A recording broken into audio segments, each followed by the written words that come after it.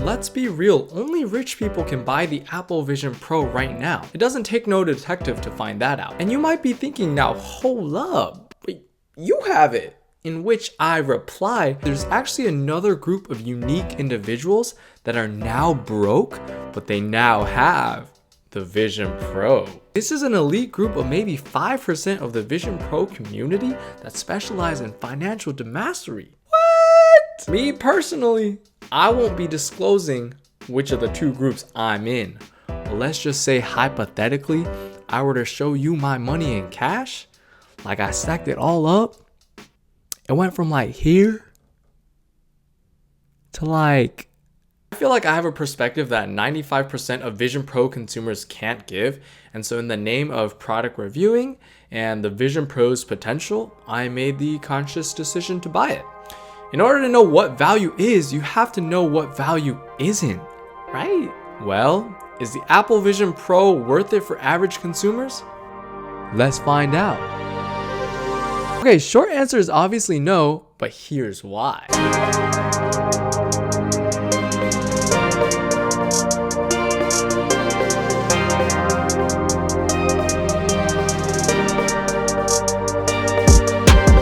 This is Supreme Value, where I use a rating system / formula to determine whether a product is worth it or not numerically. I give a word rating that corresponds to a number and tier for 4 categories. Those categories are priority, price, features, and quality. Those numbers are then averaged out to give a value score. Starting with quality. The Vision Pro has cameras all around it, and so it creates this illusion that you're still in reality, hence it being mixed reality. But it ain't see-through. You don't see what's around you, rather you see a screen of cameras showing what's actually around you.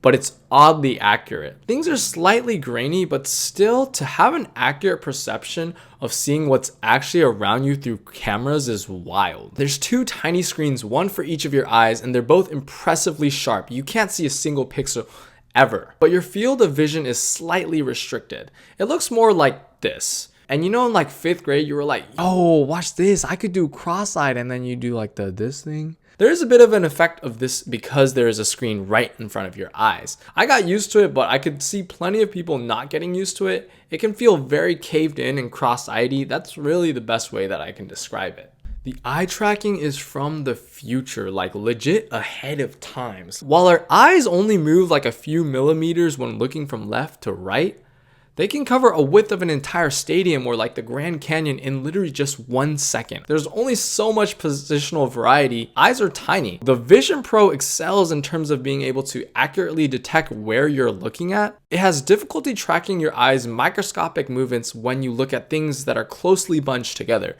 It recognizes that you're looking in that direction, but it can't distinguish exactly what you're looking at. It's accurate but lacks precision. And the hand control is similar too. It's incredibly futuristic. Pairing eye tracking with your hand control feels literally like magic. You can grab something and it moves naturally in tandem with how you move. I literally feel like I'm a superhero. Where it struggles is if your hand is really out of frame of its cameras and when your thumb is directly in front of your index finger. This makes sense because it's literally harder to see your index finger when it's behind your thumb in your view as opposed to both your fingers clearly being visible. And additionally, you can always interact with the apps as if it's a giant touchscreen, but actually sometimes the control is kind of sus because you aren't actually touching something obviously, so your hand goes through the app. But I still found it to be useful, especially when your hand and eye tracking control isn't working that well. And combined with spatial audio, it's truly like an immersive experience. Spatial audio actually makes sense now because you have apps in all different directions and positions, so you would think that you would hear them from where they are. The open ear speakers are super clear, they have a nice bass, and they're great for watching videos, but I will say they are quiet. I used it on full volume, and normally with my headphones, I'm around like a 60% type of guy, so they gotta boost it up. And while it's quiet to you, unfortunately, it's loud enough for others to definitely hear what you are hearing. Immediately when you put these on, you can feel the pressure on your face. The mechanism of the one strap is pretty cool, but the other last minute included dual strap is much more comfortable because it leverages the weight on both the top of your head and your face, not just your face. But yeah, this thing is not comfortable. I still haven't worn it for more than an hour. Even though it's so freaking cool, eventually every time the discomfort just outweighs the extraordinary mixed reality experience in like roughly less than an hour for me, which is why it's low-key fine to me that the battery life is only 2 hours, because I can only bear the pressure for like 20-minute increments. But that's whack. 2 hours of battery is nothing. That is not gonna cut it if this thing is gonna be a productivity machine. And the battery life is one thing, the literal battery is another. It's a separate component connected via a cord, and you have to put it in your pocket if you have them, which sometimes I don't. But if I did and I went to a different room with this thing on, there are multiple occasions where it caught on the door, in which I almost whipped out my battery or Vision Pro and started crying. Wait, what? Okay, then so I started putting my battery underneath my shirt, in which it was better, but then when I took it off, it would like awkwardly tug the battery through underneath my shirt. So needless to say, this separate battery is annoying. Also, if this battery in like a year goes from 2 hours to 1 hour, bro, that's gonna be so disappointing. Overall, quality is good / mid. There's some great strengths, but some really bad weaknesses. It's really easy to learn how to use this thing because Vision OS is literally the 3D version of iOS, macOS, and iPad OS combined. It honestly only takes probably 20 minutes max to learn how to entirely use this thing, even if you aren't familiar with Apple's other operating systems. It's that intuitive. How it works is if you press the digital crown, all your apps will show up and you can have an app open anywhere at any time at any size and it'll be locked right there. And I had over 10 apps open at once and like it didn't complain at all. Performance has been buttery smooth other than the occasional twerking. And there are some super cool apps. Overall, I've noticed that the Vision Pro is incredible with moving 2D apps in 3D space, but it's obviously in its early stages of moving 3D apps in 3D space. There's access to a bunch of iPad apps, which is great, but I'm really looking for Vision Pro optimized apps. There are roughly 1,000 apps, but according to this one article, roughly half of those apps are free. And I noticed that roughly more than half of the apps are basically optimized 2D apps. They don't take advantage of actually being in 3D space. So these are the free and 3D optimized apps. And on top of that, of those apps, there are only like a quarter that actually interest me. And of those remaining apps, I realized there's actually not a single app that I'm like, okay, this functionality only exists with the Apple Vision Pro. I need this, or I really wanted that. Don't get me wrong, there's some pretty cool apps, but you realize it's just a preview. They aren't even complete. So many apps have a coming soon. My favorite app where you can build virtual products and tear them apart only has 8 things you can do this with because the rest of the stuff is coming soon. There's even a feature in the app where 2 people with Vision Pros can see and manipulate the same object, but it's coming soon. Even Apple, their own 3D stock environments, they only have like 5 because, you guessed it, the rest are coming soon. The potential is for sure there, but it's clear that even the existing apps were made just so that they were available at launch and haven't been fully developed. The development of apps will play a huge part in if this thing actually takes off or not. A cool feature is if you look at your laptop, a Connect icon will appear above your laptop, in which it'll actually create a virtual monitor that you can use right there in your Vision Pro. Initially, I was like, yo, this is insane, but actually this feature, it's kind of whatever.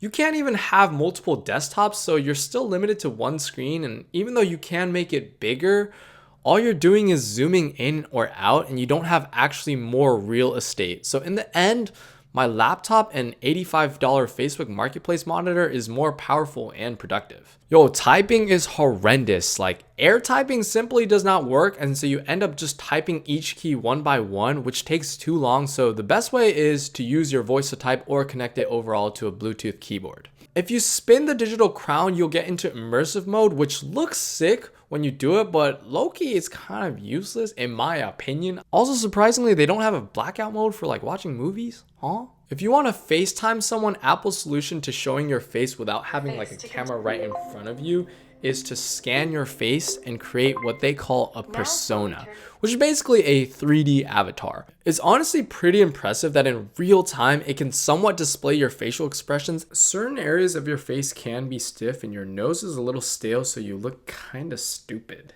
It really is impressive, but it is still flawed enough to feel strange and a little eerie. Overall, I give it a mid/good for features. Laptop, 1300.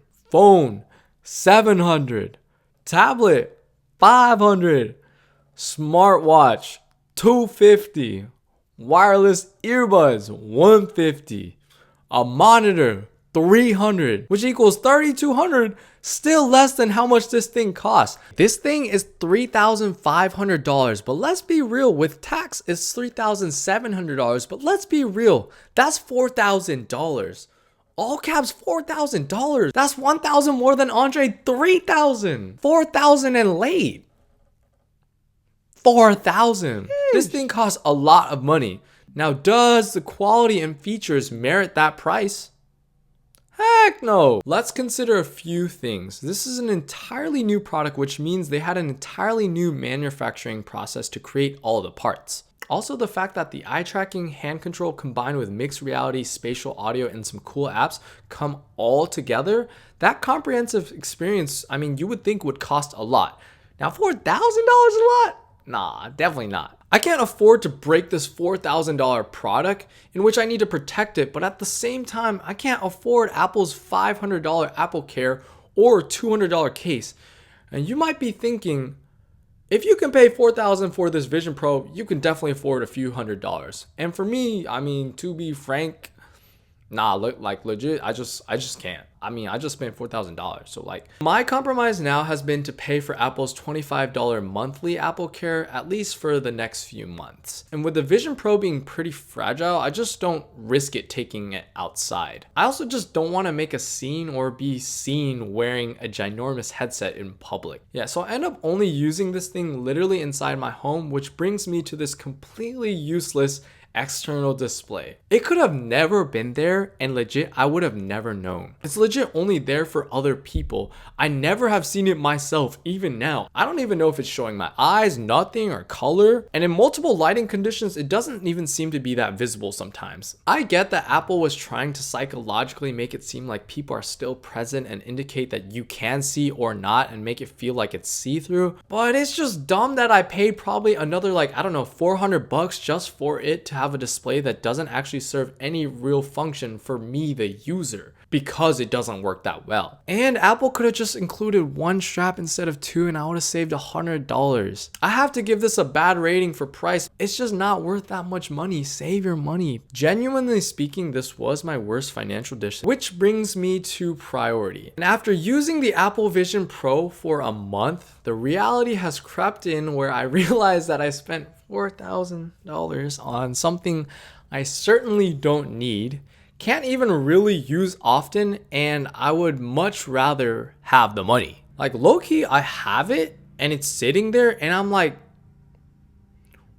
why the flip do I actually have this? What am I supposed to do with this? Once you get over the fact that it's so cool, you're like, okay, now what? I have absolutely zero use cases for myself other than entertainment. It's really just the coolest toy, but not practical yet. Like, it's way cooler to see a floating Safari app, but it's just better and more comfortable on my laptop. I couldn't really see my own practical use for it for anything. I do think that this will change in the future. For now, it's magically brilliant, but practically useless. But not literally useless. Anyone that has this can and would make recreational use out of this. So for priority, with the list of things that I've reviewed, it's mid. Like, it's not literally useless, which is why it's not in the F tier, but also it has no added essential functionality, so it's just mid. Okay, if I average my scores up in terms of value, I have an inaugural negative score of -0.5, and this takes the crown from the lowest score, surpassing bad value and making me create a new tier, atrocious value. The main sentiment I have is high strengths but uncompromisable weaknesses. The Vision Pro is not worth it for its price, and you definitely don't need it as of now, so it's super not worth $4,000. Now here's the catch. A tiny microscopic hair of me is like, but wait. With every aspect of this video, I prefaced it or concluded it with, as of now, because the truth is the potential is there.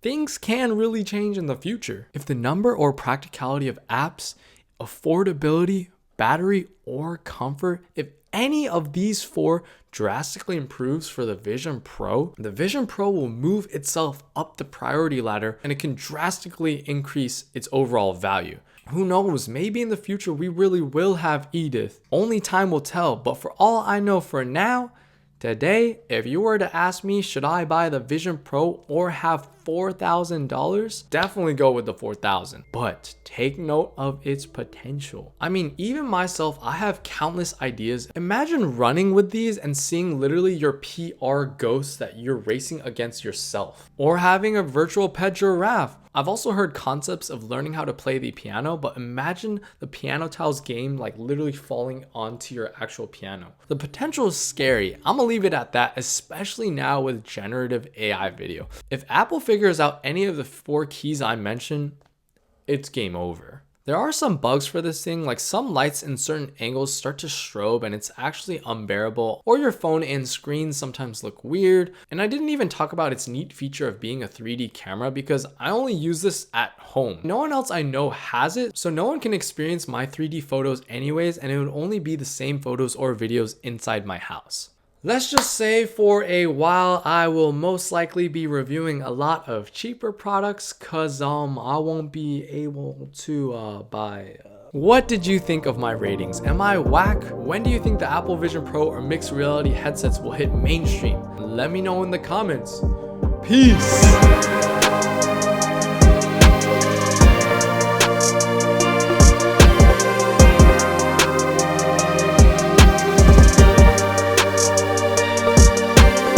Next week is diet season, but this week,